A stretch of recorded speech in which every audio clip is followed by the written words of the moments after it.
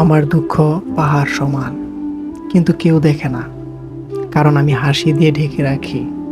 কিন্তু ভেতরে ভেতরে আমি প্রতিদিন সেই পাহাড় বয়ে বেড়াই। কেউ জিজ্ঞেস করে না পাহাড়টা কত ভারী, সবাই শুধু বলে তুই তো শক্ত।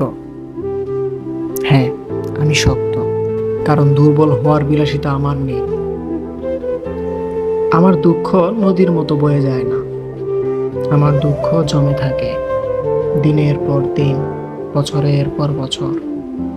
মাঝে মাঝে মনে হয় এই পাহাড়টা যদি একবার নামিয়ে রাখতে পারতাম, একটা রাতের জন্য হলেও। কিন্তু রাখবো কোথায়, কার কাছে রাখবো? তাই আমি আবার হাঁটি পাহাড় সমান দুঃখ নিয়ে, হাসি মুখে।